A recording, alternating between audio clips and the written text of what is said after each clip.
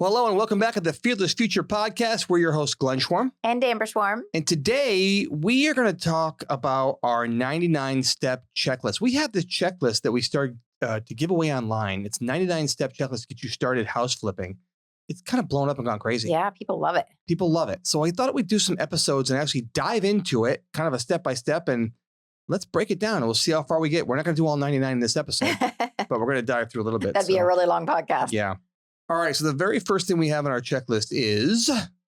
identify your real estate investing goals. Gotta have a goal. Yep, because a goal without a plan is just a wish. So you gotta be really definitive in what your goal is. You heard that someplace. Anthony Robbins. Yes. I heard it from Anthony Robbins. I've heard that too. I've heard a goal without a plan. It's a dream, just a wish. And you know, wishes don't pay the bills. Dreams don't pay the bills. Actually, reaching your goal pays the bill. So I think it's really important that you know what that is. Well, you have to have a goal, and then you have to take action on the goal. You do. Yes, correct. But it starts by knowing what your goal where is. You're going. I always liken it to saying, listen, if you have a car and you get in that car, you don't just sit in the driveway.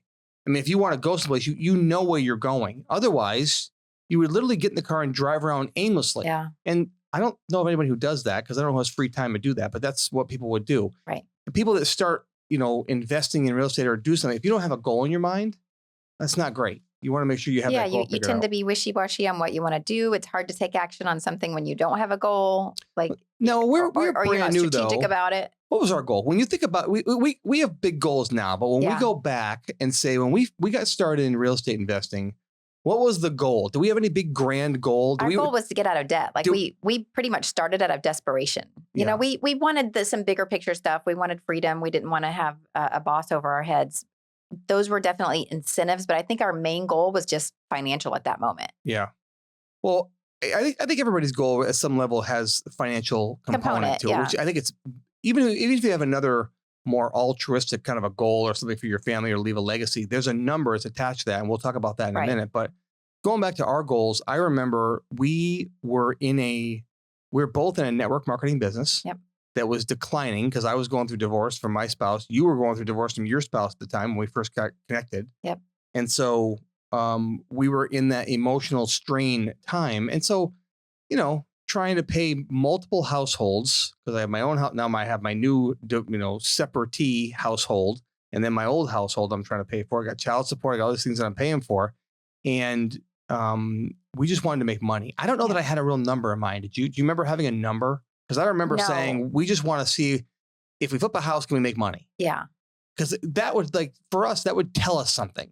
Can we make $25,000 on this first house? That was our goal, do you remember that? Was our first goal like $25,000 or was our first goal just make a profit? I don't remember. Well, think back. So that was 2007. Yeah. So we went to that little networking meeting and then that ended up sending us to Robin Thompson because you had always wanted to have a rental portfolio.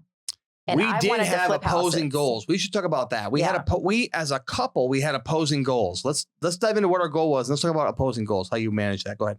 Yeah. So again, you wanted to just have a rental portfolio. I wanted to flip houses. And we went to that conference with Robin Thompson and she talked all about flipping houses. And she said, why do you want to make $300 or $400 every month positive cash flow on a house when you could sell it and make $30,000 or $40,000? Do you remember that we had lunch that day, like during the seminar, and I sat outside and said, kind of hard to argue at that point. Why would you want to make a couple $100 a month when you can make $30,000 flipping a house? She made $25,000 per house on average. I remember that was her profit back then.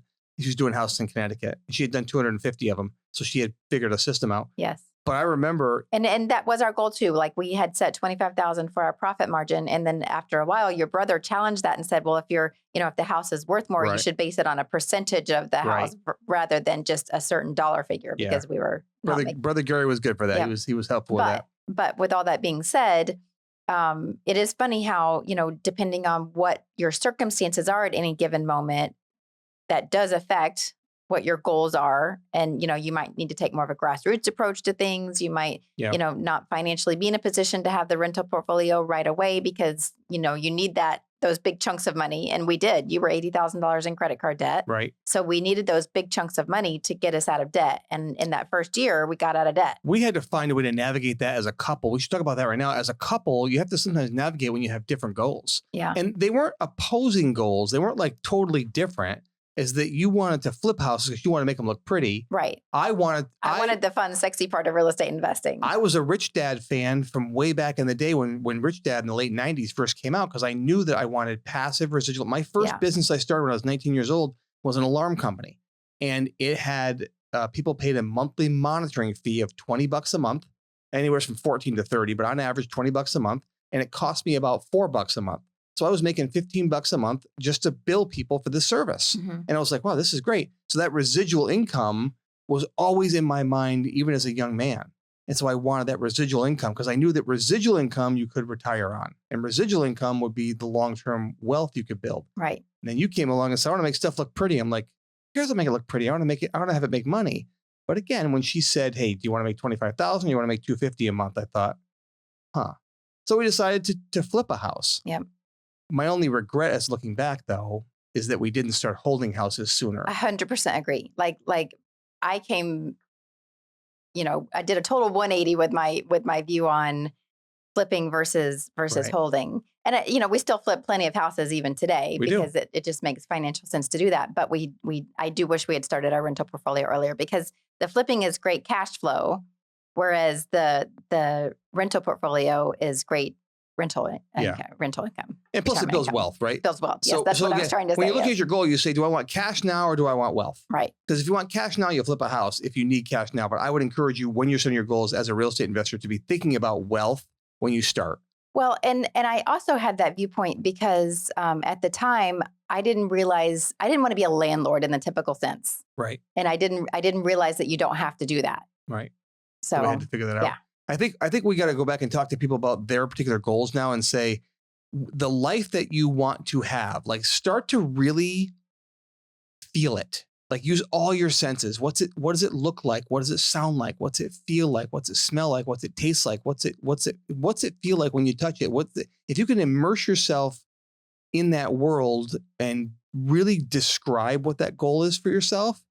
I think the younger generation has that figured out a little more than we do. I think our generation and above, we're both in our 50s. So, we definitely grew up in that time where you're supposed to just, graduate and either go to college or get a job. Yeah. And that doesn't, enjoying life doesn't really factor in. Whereas I think the people that are 10 to 20 to 30 years younger than us, they want both. A lot of them have side hustles so that they can have their freedom, and they do think about that a little easier than we do. So when you decide what that life is that you want, whatever that life is you want, you have to decide what it's going to cost you, because it has a financial component to it. It just does. You're going to have to know what that costs you. So do I want to earn $10,000 a month, $100,000 a month, $1 million a month? Do I want to be worth $3 million, $1 million, $50 million, $100 million? You have to have a number so you can set a target. If you don't have a target, you'll never hit it. You're just shooting your gun every place. You have no idea. So I think you have to do that. Once you have a number, you can't just say, I want to be wealthy. That's not a goal. I want to be rich. That's not a goal. I am going to build a portfolio that pays me $25,000 a month in passive income. That's a goal, right? That's a specific goal. And it's okay for your goals to change and evolve as you go along. Yes. I think that's important to note too. I mean, ours certainly did. It does. We didn't start out with huge lofty goals. It just kind of started happening organically. And every year we would sit down and make a new goal for what we wanted to do that year. Right. So it's okay for your goals to change. It is. But when you start, I would encourage you to start with one and then reverse engineer it. Yes. Like, say, here's what I want to make. Here's how much. If I want to make $100,000 by flipping 2 houses this year, then here's what I want to do. Here's how I'm going to do it. And reverse engineer that so that you can say, here's my plan. I have to start now.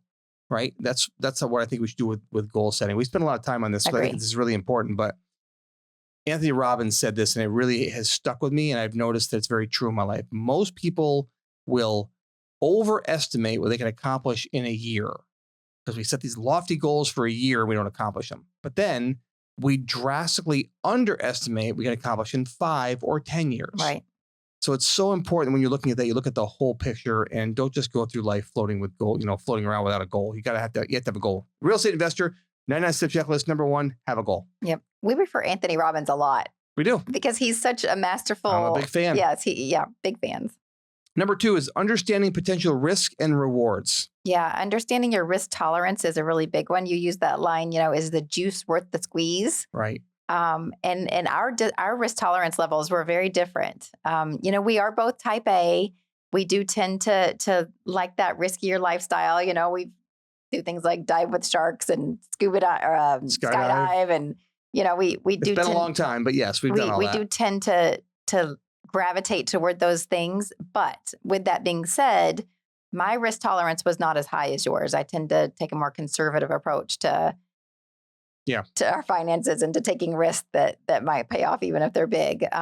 So I had to, my risk tolerance really had to grow and expand as we continued our How did that journey. happen being married to me and working with me as a partner? Because I am curious. I only know me, and I know that my risk tolerance is pretty high. Very high. I've taken those personality tests. Yep. And I'm off the charts. Off the charts when it comes to risk. Yes. Meaning that I'm willing to do things to go for it. Yeah. I'm willing to go for it. Yeah. So you're swinging for the fences all the time. Sometimes you're betting the farm. Sometimes I do. But I think anything in life worth anything was never easy to achieve. And also you gotta leave first base to get to second base. Your baseball analogy, right? You've got. Yeah, but you leave first base to go home. Is that wrong? You can't steal 3 bases at once? No. So tell me what it's like. Tell everybody what it's like to live with somebody who's very risk adverse or risk tolerant, rather. And you were definitely more risk. I'm still a risk taker, but not as much as you.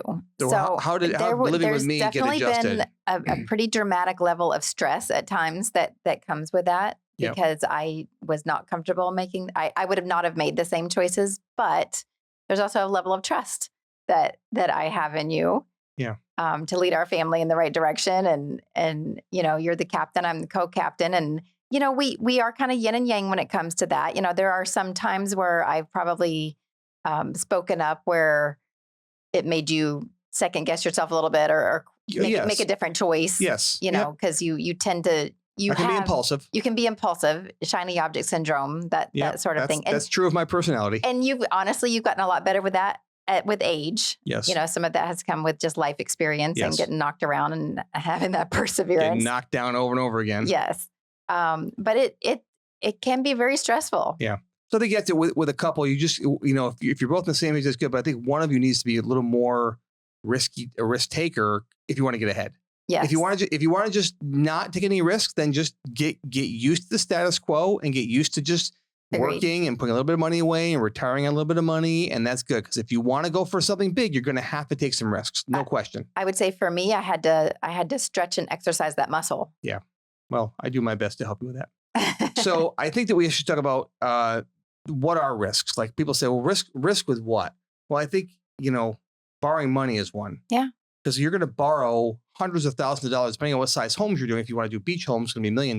But most people are borrowing in the tens of thousands or the hundreds of thousands of dollars as a couple. And you're signing for that a lot of times personally. Right. You're signing for that. You're getting private lenders. You're going through a hard money lender. You're doing a deal with somebody. And you're signing contracts that are big contracts. So I think you have to get used to that. Yeah, it's funny. About a year ago, we were talking to our finance guy, and he was showing us our balance sheet. And the number that we owed on a lot of the houses that we have in our rental portfolio was pretty staggering. Over $10 million. And I think it was more than that. But okay. I'm sure if it was wrong, you correct me. I have no problem with that. That's a whole different episode, but go ahead. I had to get you back for me interrupting earlier. Sure. But I remember you kind of freaking out about that a little bit. And I felt totally comfortable with that because I know there's tenants paying those bills. So even though, yes, they are, that is money that we borrowed from the bank that's paying those loans. There are tenants, private lenders, not banks, but our rental portfolio. Those are. Oh, that's tens of millions of dollars. Yes. Right. I'm sorry. Yeah. I'm sorry. Yeah. Okay. So I felt really comfortable with that because big picture thinking, I know there's tenants that are paying that down. Right. Like that's not all just on my shoulders and on my back every day when I wake up. But you have to decide what side of the equation you want to look at. Like you said, if you look at that main number and you get freaked out by debt, some people just get freaked out by debt. And I would advise you, don't get into real estate investing. Right. Because it's all about debt. It's all about using smart debt to leverage yourself to buy assets. Calculated. That's all what it is. So if you have zero tolerance for risk, don't get into real estate investing. You're going to have it. Contractors. Yeah, contractors can make or break deals. On if you're not good at dealing with conflict, and I think that's where personality kind of comes in. That's the risk, too. Right? The risk is that they might walk away. They might take your money. Yeah, you might get screwed. Yeah, you might get screwed. Yeah. So I think you have to have a good system for that to do that. Um, Theft. yeah, people can steal. You know what we should talk about? How about that deal with the guy? Remember the guy stole the air conditioning units out of that house? I do. So Tell a story quick. Yeah. we had some contractors. So in the past, we would buy all the materials. Correct. Our guys would go to Home Depot and just buy what they needed for the house on our credit card. So we were in Home Depot one night. I think it was like a Friday night, and I don't remember what we were in there for. Just something screwy. Work wise. Yeah. And all of a sudden, we see this cart go by. First, we knew something was missing at the house. We knew something was missing in the house. You got to cover that part. Yes. Yeah. So it was stolen from the house. We lost 2 air conditioners that were stolen out of the house. And a ceiling fan. And a ceiling fan, right. And a ceiling fan. That was stolen from our house, and it was, $1,000 or pretty close to $1,000 worth of material, Right. I think, or something like that.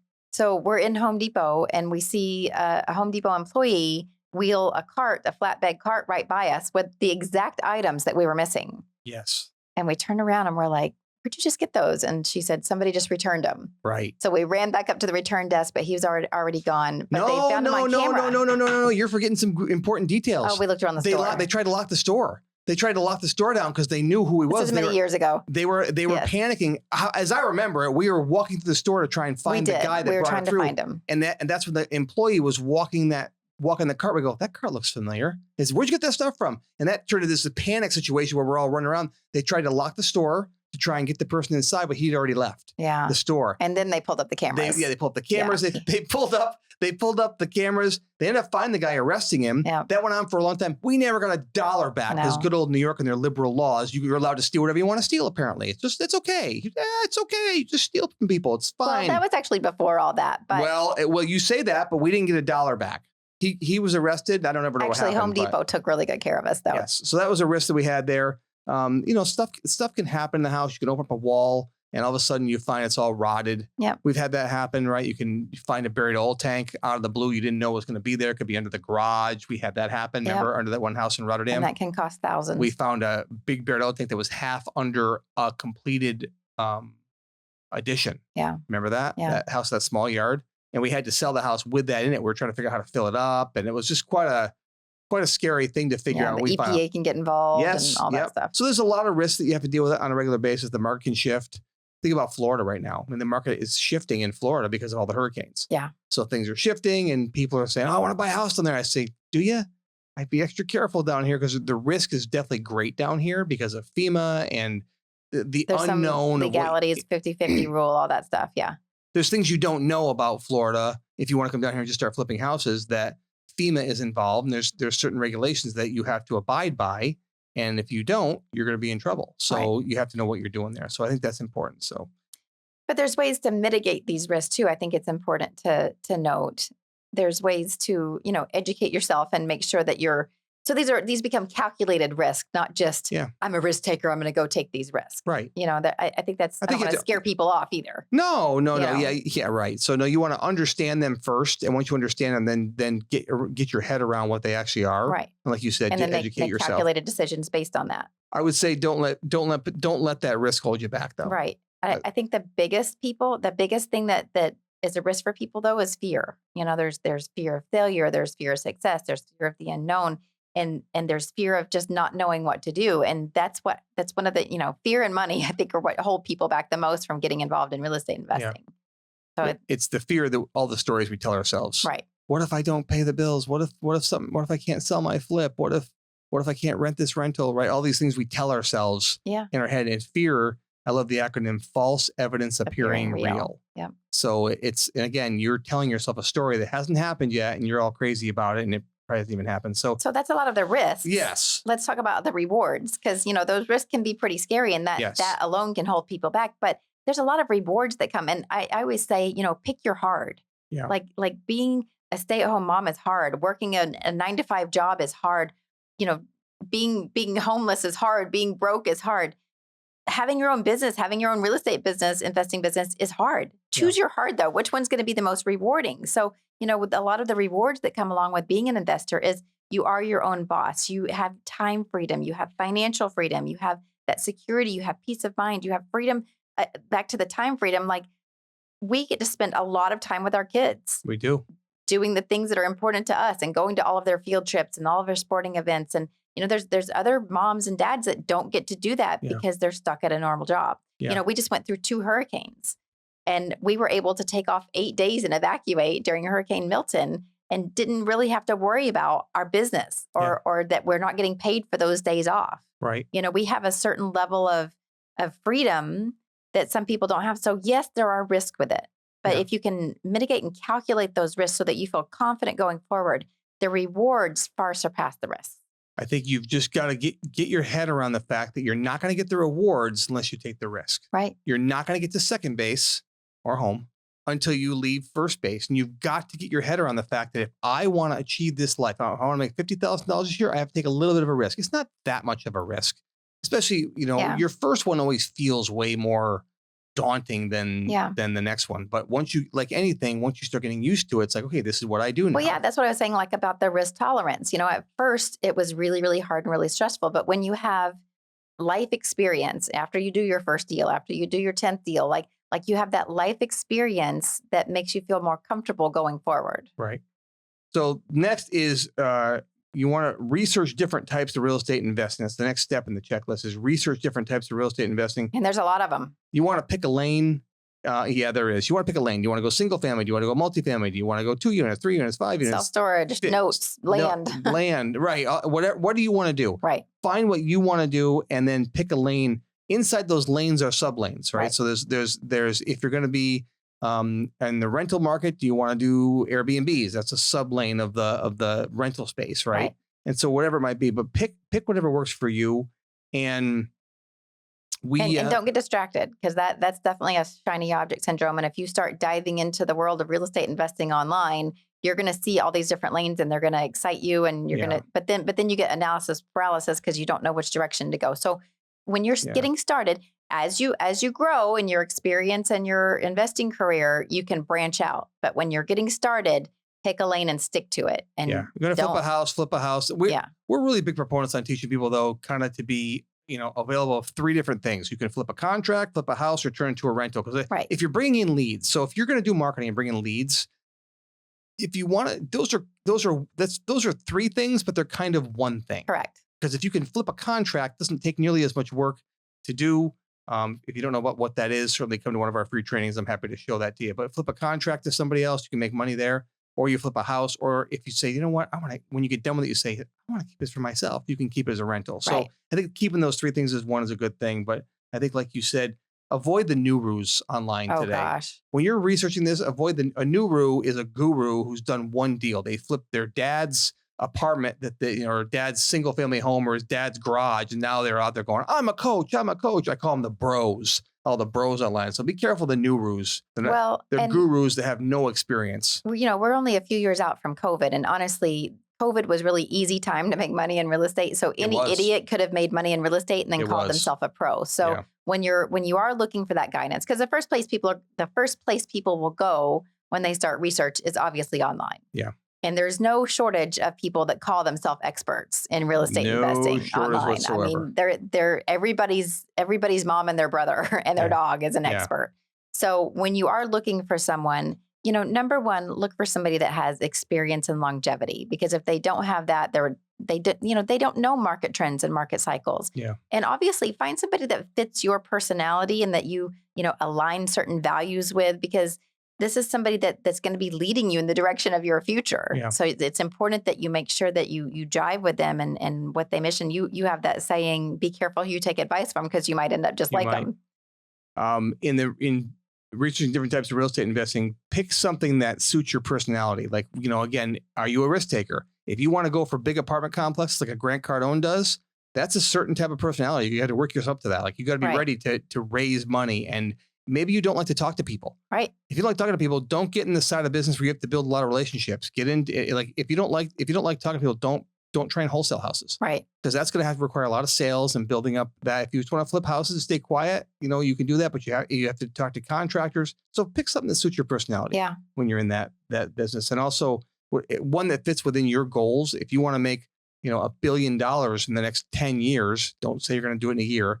You're going to have to get into some big space. You're going to have to really leverage and get used to taking a lot of risks. So just make sure it fits your personality, your financial position, and also geography. Right. Like, where do you want to do this? pick real estate that's near you or an area that you're comfortable in. I think that's really important to do. 100%. And like you said, find someone with a track record to follow you. So last one is learn about market conditions and trends for that type of investing. So whatever you choose, you want to find out what that is, and we can talk about the RIAs. Yeah, there's local RIAs that you can be a part of. Tell people what a RIA is. Yeah, Real Estate Investing Network. Or Real Estate Investing Association. Yeah. But this is, a place that you can go locally. There's groups that meet. Sometimes they meet in hotels or restaurants. And they might meet online now. Yeah, there probably are some online, but local, I think, is probably where to start first, so that you get to know your local vendors and suppliers and people, agents and all that stuff. So, but it is. I don't think that takes the place of education, though. Correct. I think it's an add-on to that, but I think that you do need to start your research online and get your education. Because you can get so distracted, right? When we first went to our very first group, it was called Action Investors Network. Remember that? Yeah, AIN. We ended up buying that. So years later, the owner of it sold that to me. He had 40 members, and we grew it to over 200 members, and it became this monster until COVID ripped it apart. Yep. Right. So we kept it going as long as we could online. We moved to Florida. So when the leadership left, we didn't have it anymore. But that group was an amazing group we put together. That was all people. We had vendors, we had other real estate investors, and all different verticals. Different genres. Yeah. Different verticals. So we had all kinds of great things. But I encourage you to find a local RIA for yourself and get there, do your research. Again, you're going to get hit with a lot of people trying to sell stuff to you at those sometimes, and also people that tell you that their way is the best way. They know how to do it, but trust your gut on that. Don't believe everything you hear. No, please don't. People tend to, pound their chest a lot when it comes to how successful they are. They sure do. And you kind of got to be able to see through the BS there. Yeah, they sure do. I would say don't make any fast decisions at those. Yeah. If you're there and someone's trying to sell something to you, or they want you to come and do a deal with them or something, don't make a fast decision until you do some homework. Always do your own due diligence. And ask around about that person. Go on Google, find out, are they really doing stuff? It's really important to know. Typically in those groups, what I found over the years of doing this is that the quieter ones are the ones you want to get to know. Yeah. The more outspoken ones usually aren't nearly as successful as they claim to be. They just need an ego boost. So look, we've only went through the first 5 areas, the first 5 steps of the checklist. Right. So we went through number 1 being a goal, or identify your real estate investing goals, then understand potential risk and rewards, research different types of real estate investing, and then learn about market conditions and trends for that type of investing. Look, if you want to get your hands on that 99-step checklist to be a successful real estate investor, we'll put a link right here. Make sure you click on it. That's our gift to you today. Take a look at it. In future episodes, we will be answering more questions and going through more of the checklist. That concludes this episode of the Fearless Future podcast. If you want to hear more of the 99-step checklist, make sure that you click subscribe and turn on those notifications so you don't miss any of those coming up.